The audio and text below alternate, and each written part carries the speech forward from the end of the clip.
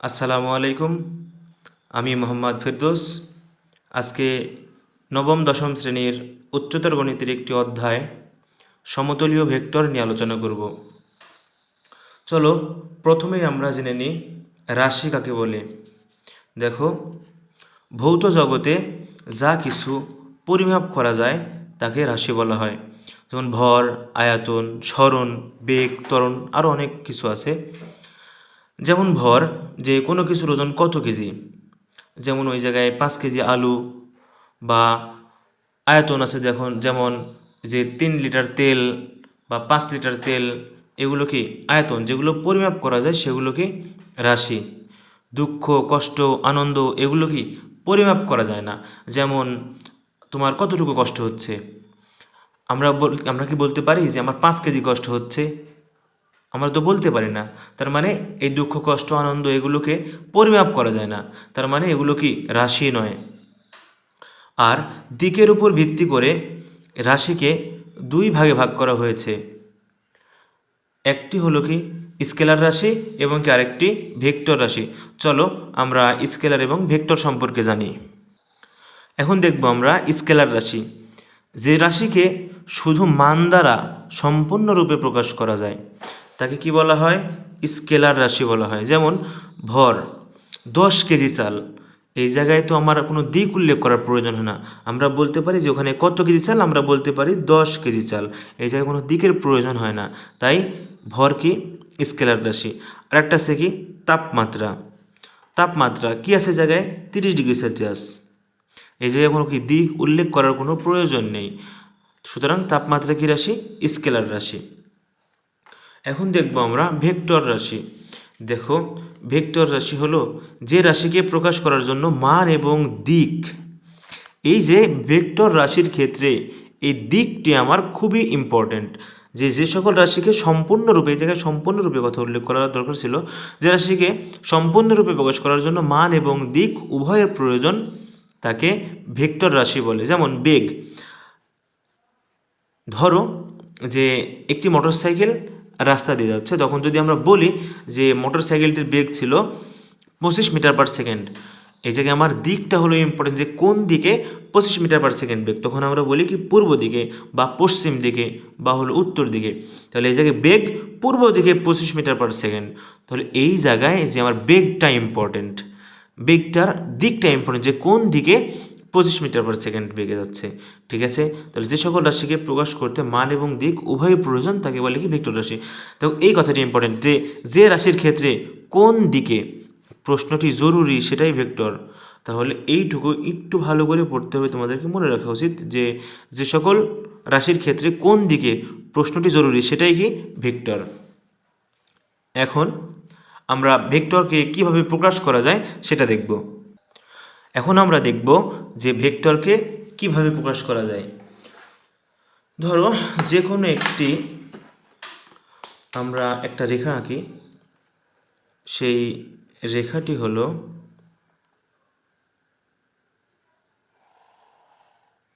এই একটি রেখা। এই জায়গায় এইটা হলো এ এবং কি এইটা হলো কি বি। এই জায়গায় এর দিক হলো এ থেকে বি এর দিকে। এই জায়গায় যে দুইটি বিন্দু আছে, আমরা দুইটি বিন্দুর নাম আগে জানি। এই যে বিন্দুটি আছে, এই বিন্দুটির নাম হলো আদি বিন্দু। এই বিন্দুটির নাম কি? এই বিন্দুটির নাম হলো আদি বিন্দু। আর এই যে বি বিন্দুটি আছে, এই জায়গায় যে বিন্দুটি আছে, এই বিন্দুটির নাম হলো অন্তবিন্দু বা শেষ বিন্দু, অন্তবিন্দু। এর আদিবিন্দুর ইংরেজি নাম হলো ইনিশিয়াল পয়েন্ট এবং অন্তবিন্দুর ইংরেজি নাম হলো টার্মিনাল পয়েন্ট। বা ঠিক আছে, এই জায়গায় এখন এই যে ভেক্টরটি আছে, এই ভেক্টরটির দিক হলো এ থেকে বি এর দিকে। এখন যদি আমরা এইটাকে লিখতে চাই, তখন আমরা কিভাবে লিখতে পারি? এই ভেক্টরটিকে আমরা লিখতে পারি হলো এ বি। এই যে ভেক্টরকে প্রকাশ করার যে চিহ্ন, এই তীর চিহ্ন ব্যবহার করতে হবে। ঠিক আছে, এই এ বি ভেক্টরকে এই এ বি এর উপর তীর চিহ্ন এইটা দ্বারা প্রকাশ করা যায়। এই রেখাটিকে আমরা কি এই বি এ এটা লিখতে পারবো? অবশ্যই পারবো না, কারণ কি এই জায়গায় এই রেখাটি যাচ্ছে হলো আমার এ থেকে বি এর দিকে, এই জায়গায় এ থেকে বি এর দিকে যাচ্ছে, এই এটার অর্থ হলো রেখাটি বি থেকে এর দিকে, কিন্তু এই জায়গায় বি থেকে এর দিকে তো যাচ্ছে না, যাচ্ছে হলো এ থেকে বি এর দিকে, সুতরাং এইটা লেখা যায় না, এইটা লেখা যায়। ঠিক আছে, যদি আমরা এইটা লিখতে চাই যে বি এ, তখন আমরা কিভাবে লিখতে পারি? দেখো যে এ বি এটা সমান মাইনাস বি এ, এইটা তখন আমরা যদি এ বি আর বি এর সমান লিখতে চাই তখন তারাকে অবশ্যই কি দিতে হবে? মাইনাস দিতে হবে।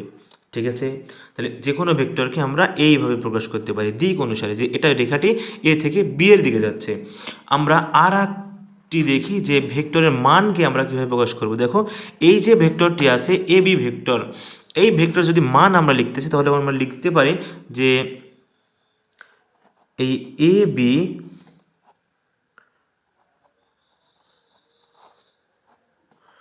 ভেক্টরের মান, এই এ বি ভেক্টরের মানকে আমরা লিখতে পারি হলো কি দ্বারা? এই যে মডুলাস, কি দ্বারা লেখা যায়? যে মডুলাস এ বি, অবশ্যই মডুলাস দ্বারাই কোনো ভেক্টরের মান নির্দেশ করে। ঠিক আছে, মডুলাস এ বি। এখন এই জায়গায় আমরা এটিকে আরেকভাবে লিখতে পারি, সেটা হলো এ বি। এই এ বি দ্বারাও ভেক্টরের মান প্রকাশ করায়। এই যে দিক এবং যে তীর চিহ্নটি আছে, মডুলাস দিলে এটা চিহ্নটা উঠে যায়। ঠিক আছে, তাহলে কোনো ভেক্টরের মানকে আমরা এই দুইভাবে প্রকাশ করতে পারি। দেখো ভেক্টরের আরেকটি ইম্পর্টেন্ট তথ্য এই জায়গায় দেওয়া হলো, সেটা কি? যে কোনো ভেক্টরকে একই সমতলে রেখে তার অবস্থানের পরিবর্তন করা যায়। এই ক্ষেত্রে তার মান এবং কি দিক অপরিবর্তিত থাকে। যে কোনো ভেক্টরকে একই সমতল, এই যে পৃষ্ঠাটা আছে এটা সমতল একটি পৃষ্ঠা। ঠিক আছে, এই সমতল পৃষ্ঠায় যদি যে কোনো একটি ভেক্টরকে তার অবস্থানের পরিবর্তন করা যায়, কিন্তু তার মান এবং দিক অপরিবর্তিত থাকতে হবে। দেখো এইটা আমরা ব্যাখ্যা করতে পারি কিভাবে? যে একটি ভেক্টর যদি আমরা লিখি যে এই এ থেকে বি এর দিকে, এই একটি ভেক্টর, এটা আছে কি? এটা আছে যে এ থেকে বি এর দিকে একটি ভেক্টর আছে 5 সেন্টিমিটার। ঠিক আছে, আর এখন এই যে একটি ভেক্টর, এই ভেক্টরকে আমরা অবশ্যই এই যে অবস্থানে আছে এই জায়গায় এর মান এবং দিক যদি আমরা অপরিবর্তিত রেখে এই একই সমতলে আমরা আরেক জায়গায় লিখতে পারবো।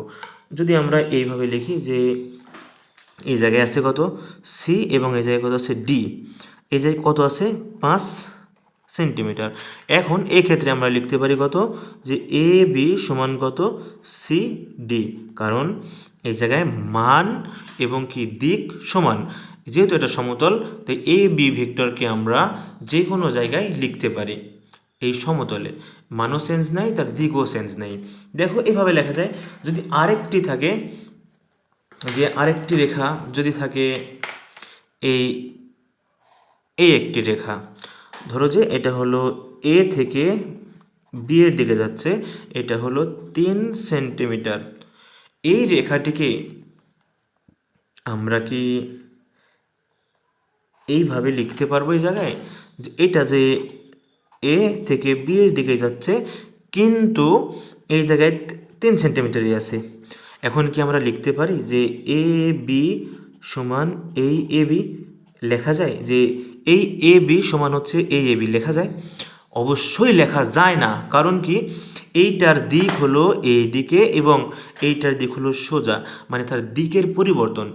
তাহলে আমরা পড়েছি কি যে কোনো ভেক্টরকে তার একই সমতলে রেখে তার অবস্থানের পরিবর্তন করা যায়। এক্ষেত্রে তার কি মান এবং দিক অপরিবর্তিত থাকে। এই জায়গায় মান ঠিক আছে, কিন্তু তার কি দিক পরিবর্তন হয়ে গেছে, সুতরাং এইটা কি লেখা যায় না। ঠিক আছে, এটাকে যদি আমরা এইভাবে লিখি যে এটা আছে, এটাকে যদি আমরা কি এইভাবে লিখতে পারি যে এটা আছে এ এবং এটা হলো বি, তাহলে এই জায়গায় আছে 3 সেন্টিমিটার। তখন আমরা এই এবি আর এই এবিকে সমান লিখতে পারি, কারণ কি এইটার যে দিকে দিক এইটার একই দিক, হ্যাঁ, এবং এর মান এবং দিক সমান। অবশ্যই তাহলে কি যে কোনো ভেক্টরকে একই সমতলে, এগুলো সব কি সমতল পৃষ্ঠ, এই সমতলে একে আমরা এইটা যেভাবে আছে একে আমরা এই জায়গায়ও লিখতে পারি, অবশ্যই লেখা যাবে, কিন্তু মান এবং দিক কী থাকতে হবে, অপরিবর্তিত থাকতে হবে। ঠিক আছে। আবার যদি আরেকটি আমরা রেখা এই জায়গায় দেখি, যে এই জায়গায় একটি রেখা আছে, এই জায়গায় যদি একটি রেখা থাকে এই জায়গায় এইভাবে আছে, এই রেখাটি আছে ধরো যে এই রেখাটি আছে হলো আমার 5 সেন্টিমিটার, এটা আছে এ বি, এবং আরেকটি রেখা আছে যে এই জায়গায়, যে এটা হলো কত সেন্টিমিটার, এটা আছে আমার এ থেকে, বা এটা সি ধরি আমরা, এটা সি, এটা হলো কত ডি, এই সিডি, এই রেখাটি আছে হলো 10 সেন্টিমিটার। এখন কি আমরা এই দুইটা রেখাকে কোনোভাবে সমান লিখতে পারবো? দেখো এই জায়গায় দিক একই দিকে আছে কিন্তু মান সমান নেই, একে কি আমরা কোনোভাবে সমান আকারে লিখতে পারবো? দেখো লেখা যায় কিভাবে, যেহেতু দিক সমান, দিক যদি একই দিকে হয় আমরা অবশ্যই তাকে লিখতে পারবো। কিভাবে লেখা যায় দেখো, যে এ বি, এটা এ বি আছে না, এ বি, আর এটা আছে কি সি ডি, আমরা লিখতে পারি যে সি ডি এ বি এর কত দ্বিগুণ। দেখো এটা অবশ্যই লেখা যায়, হ্যাঁ, যেহেতু যে এই জায়গায় আছে 2 এবি, তাহলে এই জায়গায় এবি আছে 5, তাহলে 5 দুগুণে 10, এটা 10 সমান হয়, সুতরাং আমরা এটা লিখতে পারি। কিন্তু যদি এই যে এইটার এবং এইটার দিক ভিন্ন কিন্তু মান সমান, মান সমান কিন্তু দিক ভিন্ন, এইটাকে সমান লেখা যায় না, কিন্তু এইটাকে আমরা সমান লিখতে পারি। দিক যদি ভিন্ন হয় কোনোভাবেই লেখা যায় না, কিন্তু দিক একই হয়ে যদি মান ভিন্ন হয় আমরা একটু কৌশলে সমান লিখতে পারি। তাহলে আমরা কি বুঝলাম? দেখো যদি মান সমান নয় কিন্তু দিক সমান, তাহলে এদের মধ্যে সমান ব্যবহার করা যায়। কিন্তু দিক যদি একই দিকে না হয়, যে এইটার এবং এইটার দিক একই দিকে নয়, যদি দিক একই দিকে না হয় তাকে কোনোভাবেই সমান লেখা যায় না। ঠিক আছে, চলো এখন আমরা ধারক রেখা সম্পর্কে জেনে আসি। ধারক রেখা কি? দেখো কোনো ভেক্টর যে অসীম সরল রেখার অংশবিশেষ তাকে ওই ভেক্টরের ধারক রেখা বলে। কোনো ভেক্টর যে অসীম সরল রেখার অংশবিশেষ তাকে ওই ভেক্টরের ধারক রেখা বলে। দেখো যদি আমরা এই জায়গায় একটি রেখা অঙ্কন করি, এই যে এ থেকে বি, এইটা একটা রেখা, এবং এই রেখাটি, এইটা হলো সি, এইটা হলো ডি, এবং এইটা হলো এ, এটা হলো কত বি।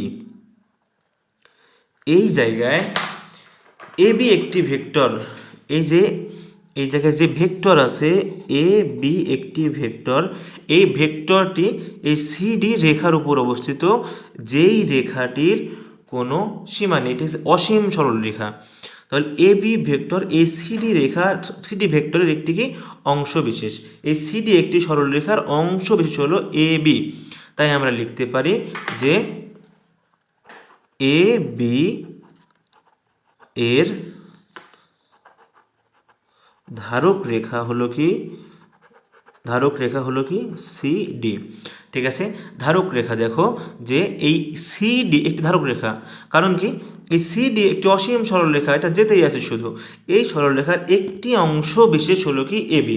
যদি আমরা আরেকটি কল্পনা করি, যদি এই জায়গায় আমরা ই এবং এই জায়গায় যদি আমরা এফ লিখি বা ই এফ, এইটু একটি কি যদি আমরা ভেক্টর ধরি, যে ইএফ একটি ভেক্টর, এই ভেক্টরটিরও ধারক রেখা কি সিডি, কারণ এই ইএফও কি সিডি এর একটি অংশ বিশেষ। ঠিক আছে, আমরা কি ধারক রেখা বুঝেছি? যদি আমাদের ধারক রেখা বুঝতে কোনো সমস্যা হয় আমরা অবশ্যই কমেন্ট বক্সে জানিয়ে দেব, তাহলে অবশ্যই এটা আবার পরবর্তীতে আলোচনা করব। এখন আমরা শিখব ভেক্টরের কোণ নির্ণয়। ভেক্টরের কোণ নির্ণয়ের জন্য গুরুত্বপূর্ণ 3টি শর্ত আছে। সেই শর্ত 3টি কী কী দেখো। দুইটি ভেক্টরের আদি বিন্দু একই হতে হবে, দুইটি ভেক্টরের কি আদি বিন্দু একই হতে হবে, এবং থিটা এর মান অবশ্যই দেখো 0 থেকে বড় অথবা সমান এবং 180 থেকে ছোট অথবা কি সমান হতে হবে, এবং থিটার মান কখনোই ঋণাত্মক হবে না, থিটার মান কখনোই কি হবে না, ঋণাত্মক হবে না। দেখো আমরা এখন একটি কোণ নির্ণয় করব। দেখো যে যদি এই জায়গায় আমরা একটি ভেক্টর দেখি, দেখো এই যে এ একটি ভেক্টর এবং এ একটি ভেক্টর, এইটা যদি আমরা এ ধরি এবং এইটা যদি আমরা বি ধরি, এই জায়গায় যদি দেওয়া থাকে যে 120 ডিগ্রি, তাহলে এ ও বি ভেক্টরের মধ্যবর্তী কোণ কত? দেখো এই জায়গায় একটি প্রশ্ন আছে যে এ একটি ভেক্টর বি একটি ভেক্টর, এর মধ্যবর্তী কোণ কত? দেখো আমাদের আপাত দৃষ্টিতে দেখে মনে হচ্ছে যে এ এবং বি এর মধ্যবর্তী কোণ 120 ডিগ্রি দেওয়া আছে, 120 ডিগ্রি অ্যান্সার। কিন্তু এইটা তো অ্যান্সার নয়, কারণ আমরা পড়েছি যে ভেক্টরের কোণ নির্ণয়ের জন্য 3টা শর্ত, সেটা কি, যে দুইটি ভেক্টরের আদি বিন্দু একই হতে হবে। এই যে এ একটি ভেক্টর, এই এ ভেক্টরের আদি বিন্দু হলো আমার এইটা, এবং বি ভেক্টর যে ভেক্টর আছে সেটার আদি বিন্দু হলো এটা, এটা দুইটার কি আদি বিন্দু একই হয়েছে? না, হয়নি। সুতরাং এই ভেক্টর এর মধ্যবর্তী কোণ 120 ডিগ্রি নয়। তাহলে কত হবে? দেখো আমরা একটু আগেই দেখেছি যে কোনো ভেক্টরকে একই সমতলে মান এবং দিক অপরিবর্তিত রেখে তার অবস্থানের পরিবর্তন করা যায়। এখন আমি যে অঙ্কটি আছে এর ক্ষেত্রে যে বি ভেক্টর আছে, সেই বি ভেক্টরকে দেখো, এই যে একটি ভেক্টর, এই জায়গায় যে এ আছে, আমি এ ভেক্টরকে ঠিক জায়গায় রাখলাম, এটা ঠিক আছে, হ্যাঁ, এবং এই যে বি আছে, এই বি ভেক্টরকে যদি একইভাবে দিক ঠিক রেখে যদি একে আমরা এই আদি বিন্দুতে স্থান দিই বা এইভাবে লিখি, আমি বলেছি যে কোনো ভেক্টরকে একই সমতলে তার মান এবং দিক অপরিবর্তিত রেখে তার অবস্থানের পরিবর্তন করা যায়, তাহলে আমরা এই বি ভেক্টরকে এই জায়গায় নিয়ে আসতে পারবো। দেখো যদি আমি এই বি ভেক্টরকে এই জায়গায় নিই তাহলে কি হয়, দেখো এই জায়গায় যদি আমরা এই যে বি ভেক্টর, যে বি ভেক্টর আছে, এই বি ভেক্টরকে সেম একইভাবে আমরা এই জায়গায় দাগ দিয়ে দিব, ঠিক আছে। এখন দেখো, এখন যে ভেক্টরটি আছে বি ভেক্টর, এই যে বি ভেক্টর ছিল, এই দুইটার এখন আমরা আদিবিন্দু, এটা বি ভেক্টর, এই বি ভেক্টর এবং এ ভেক্টরের আদিবিন্দু এখন এক আছে। এখন বার করতে হবে যে আমার এই কোণটা কত ডিগ্রি। এখন এই যে এ যে সরল রেখাটি আছে, এই রেখাকে আমরা বর্ধিত করব। আমরা জানি যে কোনো একটি সরল কোণ, এইটা হলো সরল কোণ, এই সরল কোণের মান হলো 180 ডিগ্রি, আমরা জানি 180 ডিগ্রি। এখন দেখো এই যে এই জায়গায় এইটুকু দেওয়া আছে কত, 120, তার মানে আমার এই যে এই জায়গায় থেকে এইটুকু হলো কত, 120, আর এইটুকু তাহলে কত হবে? আমরা জানি সরল কোণ, এই যে এই জায়গা থেকে এইটুকু হলো কত, 180। এখন যদি আমরা লিখতে পারি জায়গায় 180 এবং এইটুকু হলো 120, তাহলে 180 থেকে যদি আমরা 120 বিয়োগ করে দিই তাহলে আমার এটার অ্যান্সার বের হবে কত, 60, ঠিক আছে। তাহলে এ এবং বি এর মধ্যবর্তী কোণ কত, এ এবং বি এর মধ্যবর্তী কোণ কত ডিগ্রি, তাহলে অ্যান্সার হলো কত, যে 60 ডিগ্রি, ঠিক আছে। চলো আমরা আরও একটি অঙ্ক সমাধান করি।